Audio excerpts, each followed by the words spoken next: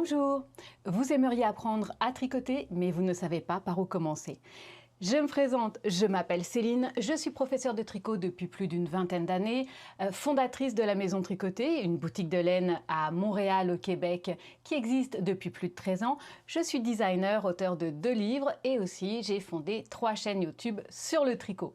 Donc, ça fait un bout de temps que je réfléchis sur la meilleure manière d'apprendre le tricot aux débutants.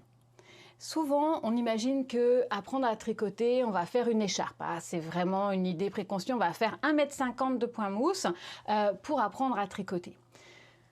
Alors, à moins que vraiment l'idée d'une écharpe soit ce qui vous enchante le plus, ça serait le dernier projet que j'inscrirais à votre liste. Pourquoi? Parce que faire du point mousse, normalement, vous allez y arriver au bout d'une heure et demie. Mais que faire 1,50 m de point mousse, eh bien, vous allez avoir beaucoup d'heures devant vous.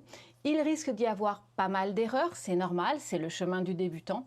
Et votre écharpe pourrait ressembler à quelque chose d'un petit peu tordu. Vous n'allez pas avoir envie de défaire quand vous allez avoir déjà 75, 1 mètre de fait. Donc, ce n'est pas forcément le premier projet que je vais vous conseiller. Ensemble, je vous propose plusieurs petits projets pour augmenter votre niveau en tricot. Et nous allons commencer par le projet numéro 1, la petite débarbouillette en coton, un petit carré au point mousse tout simple qui va vous permettre de comprendre comment monter vos mailles, tricoter la maille à l'endroit et rabattre vos mailles. Vous êtes prêts? On est parti! Pour notre matériel, nous allons avoir besoin de 50 g de coton. Je préfère un coton qui soit de taille moyenne. Donc vous voyez ici, on va parler d'une taille 4. On va parler aussi sinon d'une taille worsted ou hareng. Ces 50 g, ça sera vraiment suffisant pour faire notre petite débarbouillette. Ensuite, on va prendre des aiguilles 4,5 à 5 mm. Vous voyez que j'ai pris ici des aiguilles circulaires, je n'utilise que ça. Si vous voulez prendre des aiguilles droites, bien sûr, allez-y, mais je préfère la polyvalence d'une aiguille circulaire puisque plus tard, si je veux tricoter en rond, des cache-cou, des pulls, etc., eh bien, j'aurai besoin d'aiguilles circulaires. Donc, autant que je commence tout de suite avec. La longueur des aiguilles circulaires entre 60 à 80 cm, donc 24 à 32 pouces. Et on termine bien sûr par une petite aiguille à laine ou aiguille à broder à bourron avec un chat assez grand pour pouvoir passer votre fil. On est parti! Nous allons commencer en montant des mailles. Alors, il y a beaucoup de manières de monter des mailles, il n'y a pas une seule manière, mais je vais vous montrer une technique qui est une technique sur le pouce. En anglais, on va l'appeler le long tail cast on, donc le montage avec un long bout de fil. C'est une technique que j'aime beaucoup et que l'on peut utiliser dans la plupart de nos tricots.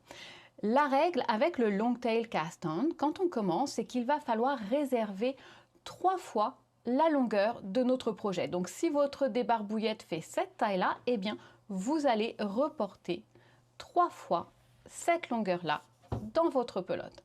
Et voilà, on va commencer ici.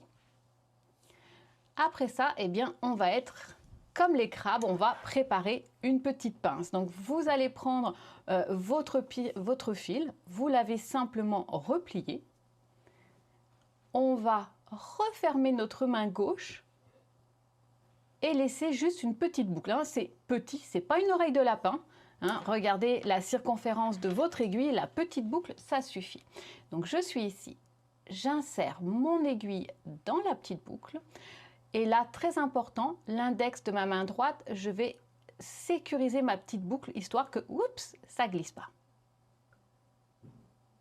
Ensuite, je vous parlais de ma pince de crabe. Regardez, cette petite pince de crabe, on va l'insérer à l'intérieur de notre boucle, d'accord? Donc, je rentre dans la boucle, hop, pour avoir ma petite pince de crabe. Je suis ici et je vais maintenant m'installer comme une fronde. Vous voyez, comme si je voulais tirer un élastique dans le dos de la maîtresse. Et regardez bien mon emplacement. Donc, j'ai ici les 2 fils, donc ça fait comme un petit triangle qui ont la même distance. Et c'est serré, d'accord? Je ne veux pas quelque chose qui soit tout mou. c'est bien serré.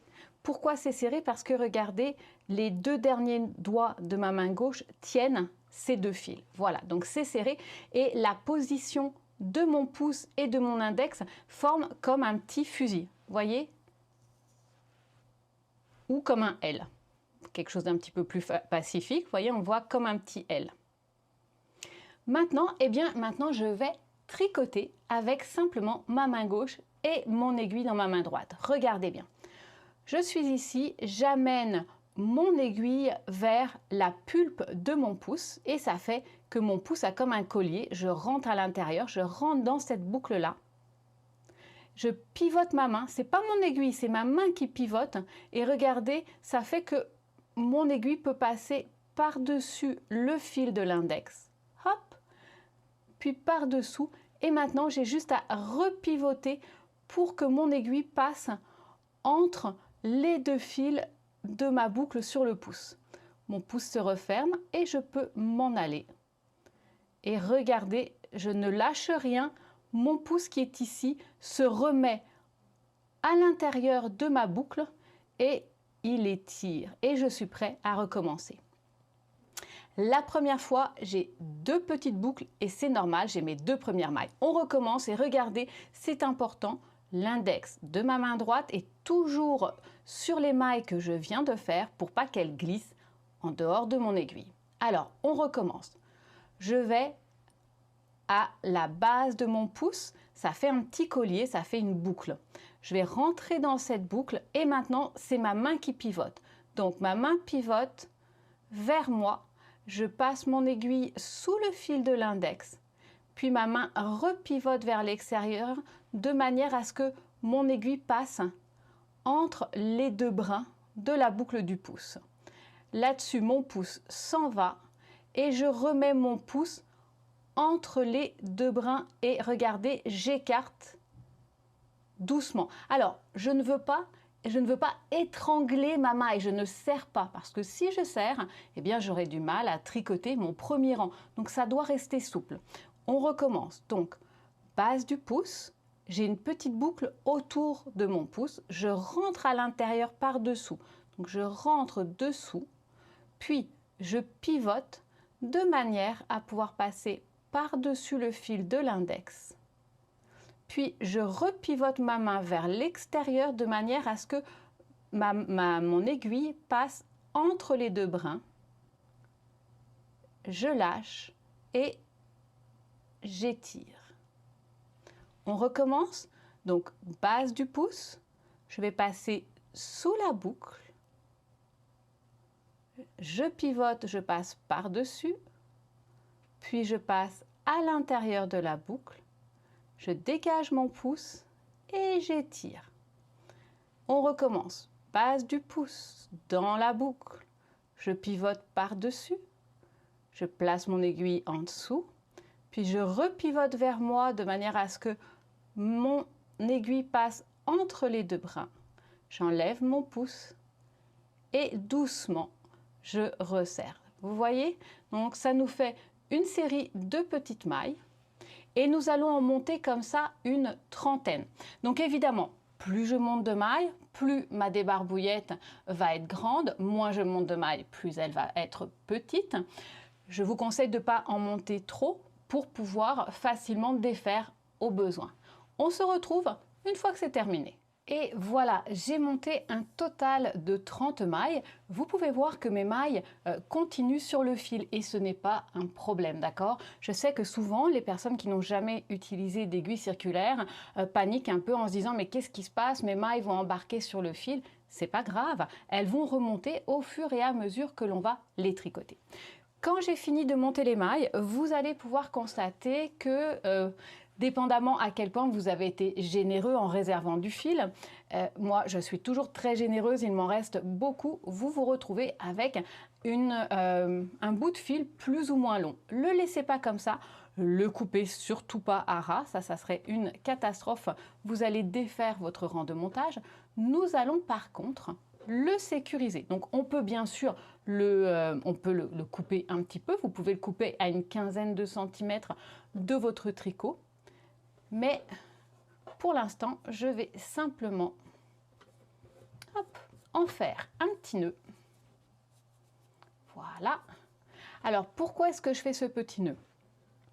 Parce que quand je vais commencer mon premier rang,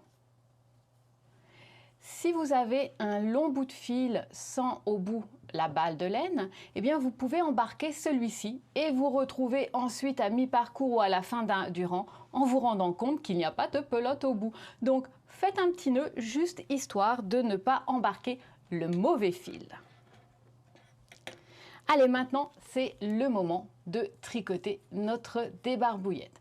Alors, la première maille, étant donné que on fait une débarbouillette, la première maille, on va simplement la glisser. Alors, pour la glisser, vous allez placer votre aiguille de droite. Hein, donc, toutes mes mailles sont dans l'aiguille de gauche, excusez-moi, ça c'est important de le dire.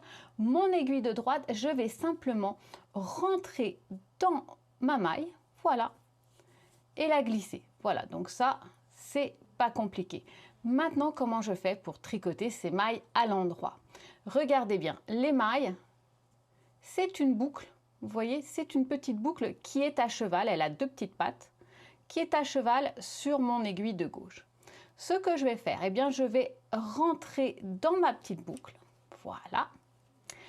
Je vais prendre le fil de ma balle et je vais l'installer correctement pour avoir une belle tension. Donc pour l'installer correctement, regardez, je vais poser le troisième doigt sur ce fil et je vais ensuite l'enrouler, hop, comme une bague. Voilà, ça va me donner de la tension. Donc regardez, je pose mon doigt dessus et ensuite, hop, je vais l'installer comme une bague autour de ma phalange et je vais ensuite récupérer mon fil entre mon index et mon pouce.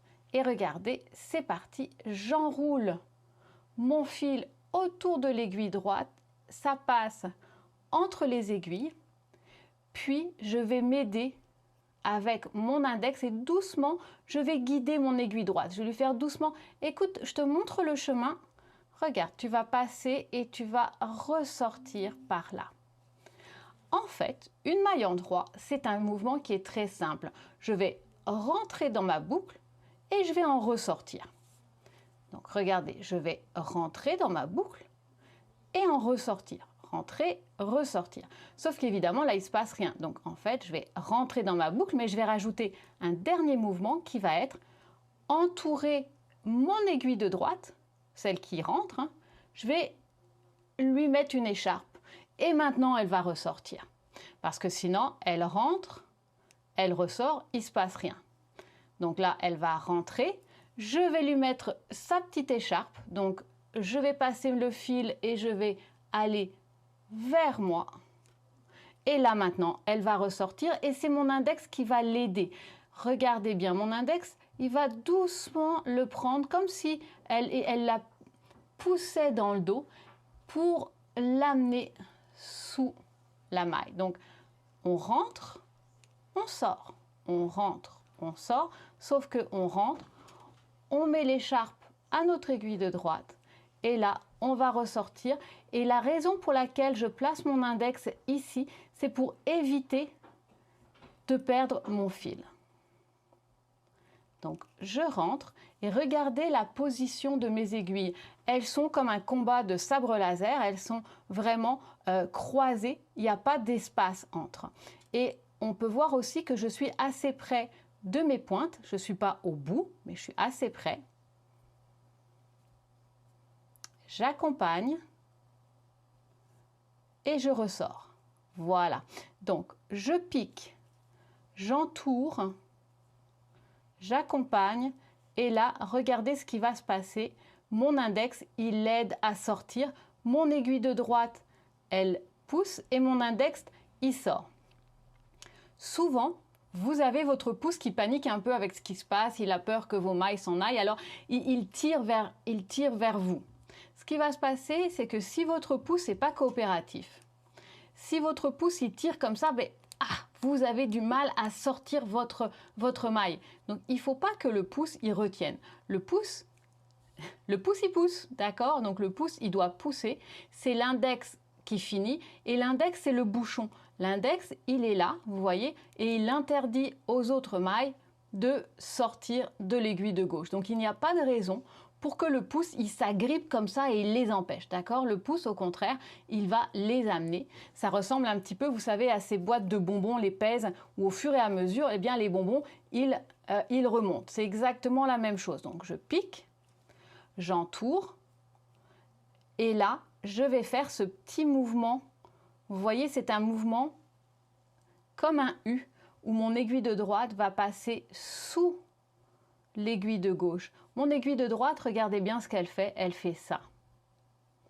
Donc, elle va passer en dessous, dessus et elle s'en va. Donc, ce n'est pas un mouvement où mes aiguilles sont déconnectées. Vous voyez, ça ne se passe pas comme ça. Vous voyez, je ne veux pas que mes aiguilles, il y ait un espace entre. Mes aiguilles, elles vont rester très proches l'une de l'autre. Elles vont toujours se frotter, regardez. Hop, elles sont très proches. Elles ne sont pas en train d'avoir, il n'y a pas d'espace comme ce que je suis en train de faire ici, qui est le mauvais exemple. Elles sont vraiment collées. Hop, et ça remonte. Donc je pique et je remonte. Voilà. Donc on va finir ce premier rang.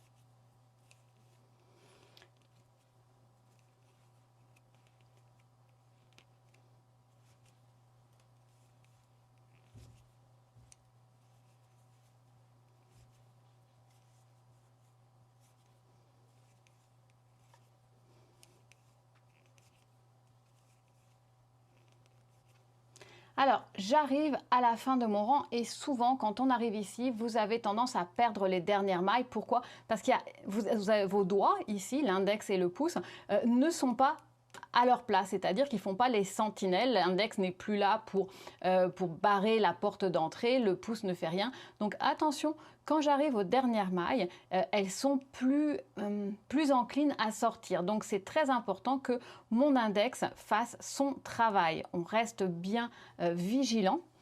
Allez, hop, c'est du coton, donc le premier rang est un petit peu plus difficile à rentrer dedans. Voilà, donc voici ma dernière maille, je vais la tricoter et j'ai terminé le premier rang.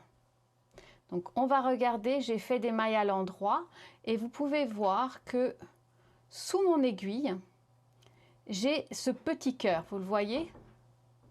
Voilà, vous avez un petit cœur et en fait c'est la maille du rang précédent qui a été tricotée et nous avons une autre maille à l'intérieur. On va venir hop, défaire une maille pour regarder évidemment ce qu'on a fait. Regardez.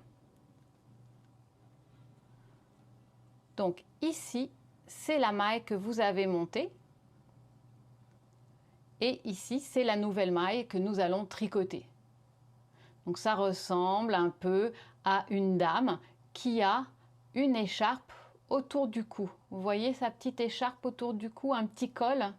Donc ici, c'est son petit col, ici, c'est la petite dame. Voilà, on va la remettre sur son aiguille et on va être parti pour le deuxième rang. Donc j'ai tourné mon travail, maintenant je vois mes mailles à l'envers.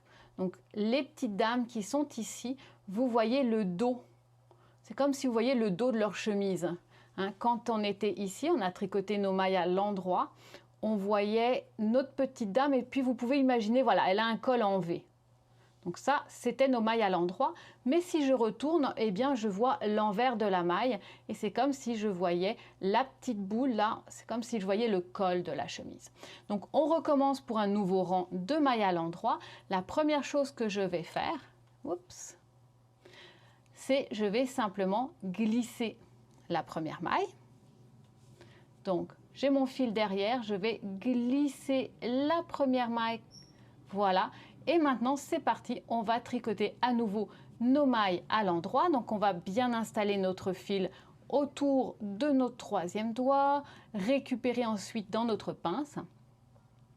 Et c'est parti, on pique, on entoure et on s'en va. Et on va faire attention de rester très souple. Alors, un des réflexes qu'on peut avoir au début pour sécuriser, eh bien, on va tricoter, puis après, on tire sur le fil. Ne faites pas ça. Un tricot, ça doit rester souple. Donc, vous n'avez pas besoin de tirer sur votre fil, puisque lorsque vous allez tricoter la prochaine maille, simplement, regardez, ça va venir resserrer. Vous voyez, quand je fais ça, hop, ça vient immédiatement resserrer la maille qui était avant. Donc il n'y a pas besoin de tirer sur le fil, au contraire, cela ne va pas vous donner des mailles qui vont être bien similaires les unes aux autres. D'accord?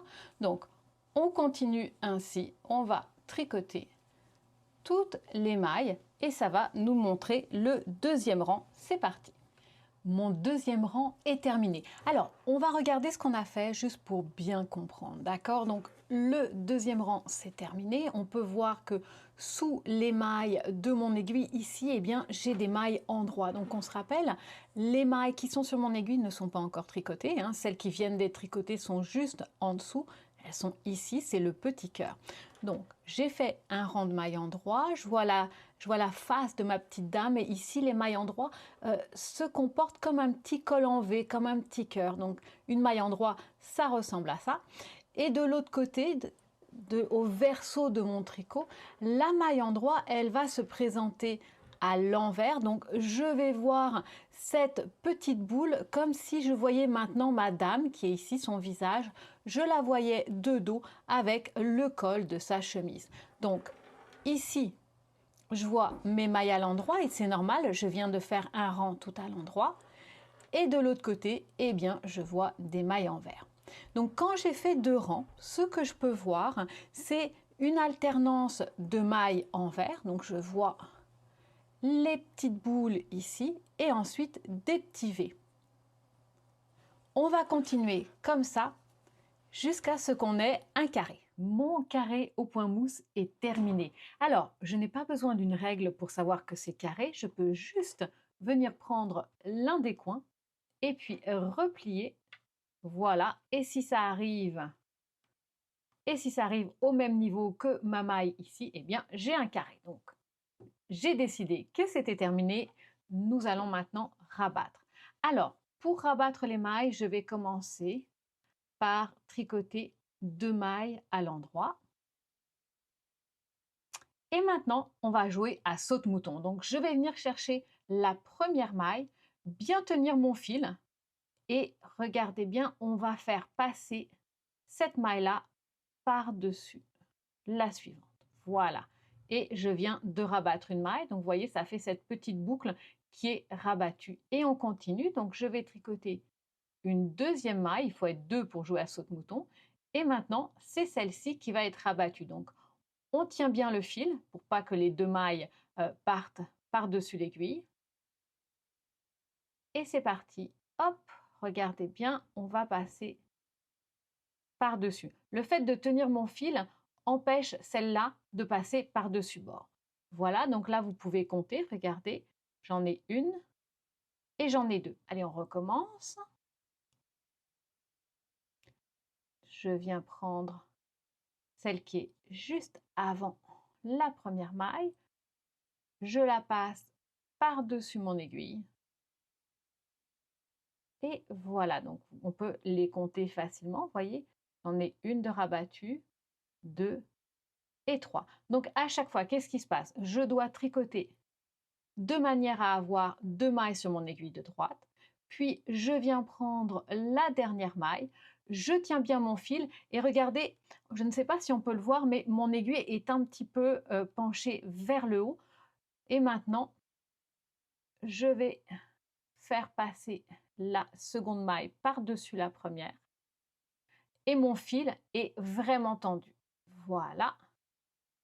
Et je n'ai pas besoin de tirer sur mon fil. Je ne veux pas que mon rabat soit trop serré. Par contre, je peux juste tirer un peu vers mon tricot vers le bas. Donc, on fait une dernière fois. Je tiens bien mon fil. Je passe ma maille par-dessus Et puis, comme je vous disais, on peut simplement tirer un peu le tricot, mais pas le fil. On ne veut pas que cette maille-là soit serrée. Allez, on va rabattre jusqu'à arriver à la dernière maille. Et voilà, j'arrive aux 2 dernières mailles. Donc, hop, on tricote la deuxième maille, on rabat et là, il ne vous reste plus qu'une seule maille. Alors, on va couper le fil et on va se laisser à peu près 10 centimètres à partir de votre tricot. Voilà. Je vais rentrer le fil dans la petite boucle. Et là, c'est important, on va tirer pour rentrer le fil, mais vous allez tirer à l'horizontale, dans le sens des tricots. Je ne veux pas que vous tiriez vers le haut, vous allez élargir la maille. On va tirer à l'horizontale, voilà. Et nous avons presque terminé maintenant notre petite débarbouillette. Alors, qu'est-ce qui lui manque? Eh bien, il lui manque de se faire une petite coupe de cheveux parce qu'on a quand même des fils qui dépassent. Alors, on va rentrer ces fils. Pour cela, il va nous falloir donc une petite aiguille à laine avec un grand chat et un bourron. On va commencer avec celui-ci. J'aurais pu laisser un petit peu plus de fil. Vous voyez, je me suis un peu enthousiasmée dans, dans le live. Voilà. Alors, je vais coudre ce fil. On ne fait pas de nœud en tricot. C'est vraiment très rare. Donc, regardez, je vais simplement rentrer dans les boucles de ma bordure pour rentrer mon fil. Voilà, on ne tire pas. On va juste insérer le fil jusqu'à ce qu'on arrive tout au bout. Encore une fois, j'ai été un petit peu rapide à couper. Ça aurait été bien de laisser plus de fil, mais c'est pas grave.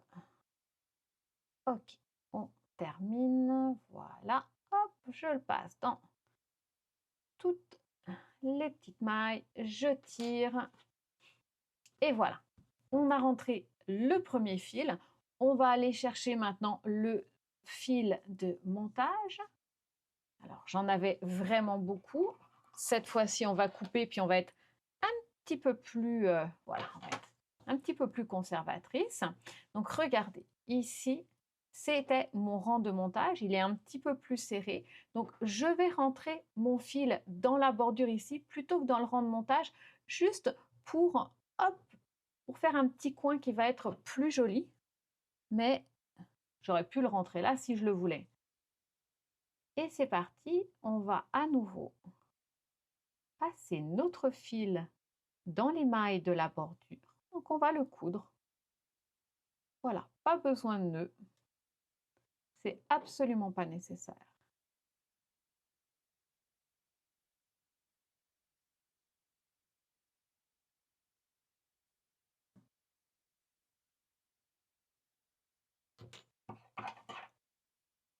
Et voilà, hop, on coupe.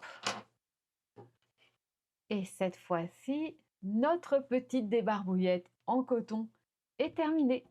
Et c'est la fin de notre premier projet de tricot. J'espère que vous avez bien compris comment monter vos mailles, faire vos mailles en droit et que vous êtes contente de votre projet.